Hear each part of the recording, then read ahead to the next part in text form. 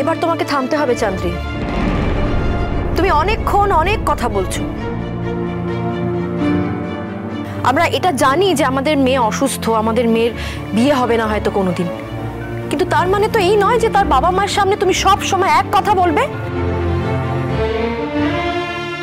তুমি কি ভেবেছো বলো তো মেজো বৌমা, তোমার মেয়ের বিয়ে হচ্ছে বলে আমার বড় ছেলে আর বড় বৌমার হিংসে হচ্ছে? দেখো মেজো বৌমা, তুমি আর নিজেকে ছোট করো না, আর করো না।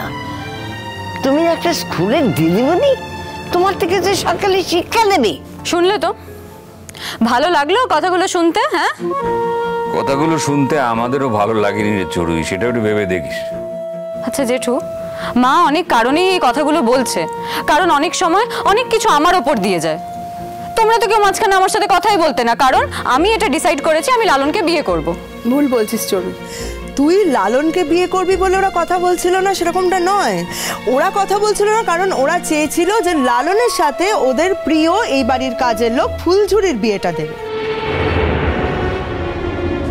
সেই কারণে তোর সঙ্গে কথা বলছিল না, কারণ ওদের তো নিজের বাড়ির মেয়ের থেকে কাজের মেয়ের প্রতি দরদটা বেশি। কাল তোমার আশীর্বাদ চড়ুই, তুমি কি চাও যে বাড়ির কেউ যাতে সেখানে পার্টিসিপেট না করুক? আজ তুমি যদি এরকম ঝামেলা করো তাহলে সত্যিই কালকে আমরা কেউ থাকবো না। তাই যেটা করার সেটা বুঝেই করো। কিন্তু বৌমণি, তুমি কি আমাকে ভয় দেখাচ্ছ? ভয় কেন দেখাবো? আমি যেটা করব সেটাই বলছি। এই কদিনে এর মধ্যে আমার শ্বশুরবাড়ির লোকেদের উপর আমার যথেষ্ট জোর তৈরি হয়েছে বলে আমি মনে করি। আমি তোমার বা তোমার মায়ের কথা বলছি না, কিন্তু এই বাড়িতে আরো বাকি যে লোকজন আছে আমি তাদের কথাই বলছি। আমি তাদের বোঝাবো যে তারা যেন এমন কোনো অনুষ্ঠানে না যায় যেখানে তাদের সম্মানহানি হতে পারে। দেখেছো কি গো? হ্যাঁ মা, এরকম একটা মেয়ের সাথে তুমি আমার দাদা ভাইয়ের বিয়ে দিয়েছো। কি করবো বল, আমার কপাল। তুই ছেড়ে দে, তুই ওর সঙ্গে কথা বলতে যাস না, ছেড়ে দে। আমি কেন কথা বলবো না? ও যা খুশি তাই বলবে, আমি কিচ্ছু বলবো না? আমাকে চুপ করে থাকতেই হবে কেন? কথা তো তুইও কিছু কম বলছিস না চড়ুই। আর তুই যখন অন্য কাউকে কথা শোনাস তখন তোর মনে থাকে না, না রে চড়ুই? আর তোদেরকে যখন অন্য কেউ কথা শোনায় তাদেরকেও তো কথা শোনাতে তোরা ছাড়িস না, তুই আর তোর মা কেউই ছাড়িস না। কমলিনী তো ঠিক কথাই বলেছে, আমরা কিন্তু এখন অবধি চাই। হ্যাঁ চান্দ্রে, আমরা এখনো অবধি কিন্তু চাই, মেজ ঠাকুরপুর মুখ চেয়েই আমরা চাই চড়ুইয়ের আশীর্বাদ এবং বিয়েতে উপস্থিত থাকতে। কিন্তু তোমরা যদি এরকম ব্যবহার করো তাহলে কিন্তু আমাদের ভাবতে হবে যে আদৌ আমরা এই অনুষ্ঠানগুলোতে উপস্থিত থাকবো কিনা। তোমরা এই অনুষ্ঠানে উপস্থিত না থাকলে আমার কিচ্ছু যায় আসে না বলতে। হ্যাঁ, সেটা তো খুব ভালো করেই জানি, তুমি তো আমাদের ধর্তব্যের মধ্যেই ফেলো না। আচ্ছা জেঠু, আমার মা এই কথাটা কেন বলবে না আমাকে বলবে? কি বলেছে? কিছুই তো বলেনি। যা বলার তোমরা নিজেই বলছো। আর সত্যি তো ঠাম্মার এই কথাটা বলার কি দরকার ছিল যে এরম আশীর্বাদ কোনোদিন দেখেনি? আশীর্বাদ তো এরম করে হয়। এরম করে কেন মা? আরো বড় করে আশীর্বাদ হয়, আরো ধুমধাম করে আশীর্বাদ হয়। এখন সেরম আশীর্বাদ যদি ঠাম্মা কোনোদিন না দেখে থাকে তাহলে সেটা ঠাম্মার প্রবলেম, ঠাম্মার সমস্যা। আমি কি করতে পারি বলো? দেখ চড়ুই, তুই ঢাকঢোল বাজিয়ে তোর আশীর্বাদের অনুষ্ঠান করছিস, তাতে আমাদের কোনো আপত্তি নেই। তবে এমন ছেলেকে তুই এখন বিয়ে করছিস, লোকে যখন পরিচয় দিতে বলবে দিতে পারবি তো? একবার ভেবে দেখিস। তখন তোর বাবা মার সম্মান যাবে না তো? সেটাও ভেবে দেখিস। তাহলে সেরম ছেলের সাথে ফুলঝুরির বিয়ে কেন ঠিক করেছিলে তোমরা? কারণ ফুলঝুরি আর তুই এক লোক, তাই। আমাদের কোনো সমস্যা নেই রে, আমাদের কোনো সমস্যা নেই। সমস্যা হচ্ছে তোর মায়ের। তোর মা তো সবসময় নাক উঁচু করেই আছে, আর ভাগ্যে তার ড্রাইভারই পড়লো। দেখ, কোনো কাজই ছোট নয় রে, আমি সব জানি, তবু বলে রাখলাম আর কি। ছেলেটাকে কিন্তু ভালোই ভাবতাম আমি, এখন দেখছি তার উল্টো। জানি না, এতদিন ফুলঝুরিকে নাচিয়েছে, এখন তোকে নাচাচ্ছে। আর সবকিছু জানার পরেও তুই একেবারে খেপে উঠেছিস বিয়ে করার জন্য। আপনাদের রাগটা এখানেই মা।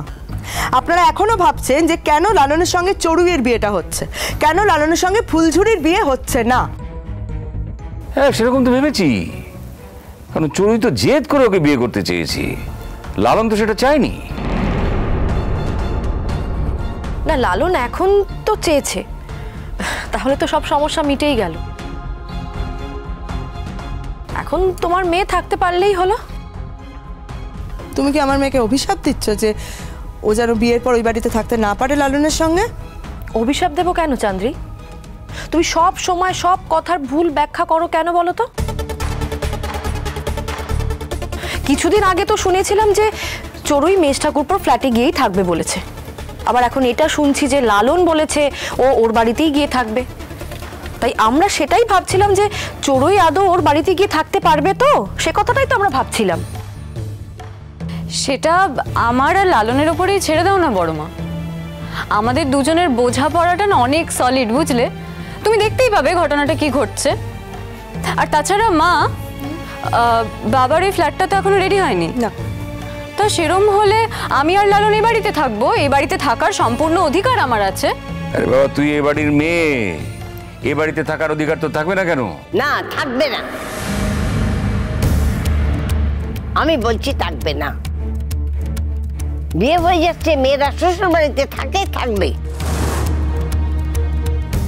আমি কিন্তু এখনো বেঁচে আছি, আমি যা বলবো সেটাই শেষ কথা।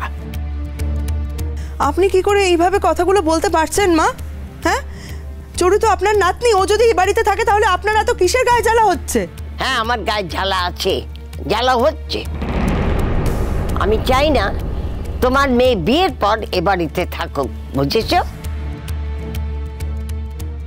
মেয়ের বিয়ে দিয়ে দিচ্ছ, থাকার ব্যবস্থা করো। আর যদি সে থাকার ব্যবস্থা নাই করতে পারে, এবং ছেলের সঙ্গে বিয়ে দিচ্ছে কেন? ড্রাইভার ছেলেকে বিয়ে করতে পারছে, অথচ তার বাড়িতে গিয়ে থাকতে পারবে না বস্তিতে। বাবার সাহায্য লাগে, বাবার সাহায্য নিক, সে তো না বলছে না। ও, তার মানে তুমি ফুলঝুরির মতন একজন বাইরের মেয়েকে এই বাড়িতে রাখবে, কিন্তু আমাকে রাখবে না, তাই তো? ফুলঝুরি আর এ বাড়িতে থাকবে না রে, তুই ভাবিস না। ফুলঝুরির সঙ্গে তো আমরা খুব ভালো ব্যবহার করছি না। ফুলঝুরি তোর জেঠিমাকে বলে দিয়েছে লোক দেখে নিতে। শুনে নিশ্চয়ই তুই খুব খুশি হচ্ছিস। বড় বৌমা, ফুলঝুরিকে বলো তো এক কাপ চা করে দিতে। মা, ফুলঝুরিকে তো অনেকক্ষণ দেখছি না, দাঁড়ান আমি আপনার জন্য চা করে আনছি। বড় মা, ফুলঝুরি অন্য বাড়িতে কাজ ঠিক করতে গেছে, তাছাড়া তো ওর কোনো উপায় নেই। স্বাভাবিক, কালকে তো তোর আর লালনের আশীর্বাদ না, তোদের আশীর্বাদের জায়গায় ফুলঝুরি কি প্রাণে ধরে থাকতে পারবে? ওই তো ফুলঝুরি এসেছে।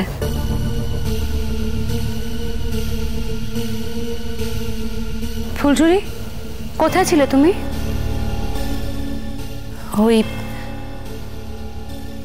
ওই একটু গিয়েছিলাম আর কি। এই লালন, তুমি কোথায় গেছিলে ওর সঙ্গে? হ্যাঁ, আমি ওর সঙ্গে কোথাও যাইনি, আমি আলাদা বেরিয়েছিলাম। এই ঢোকার সময় ওর সঙ্গে দেখা হলো। বলছি, আংটিটা তো তোমার কাছে থেকে গেছে, সবাইকে দেখিয়েছো? আরে দেখাও, আমাকে তো আবার ওটা নিয়ে চলে যেতে হবে। এক সেকেন্ড, আমি নিয়ে আসছি।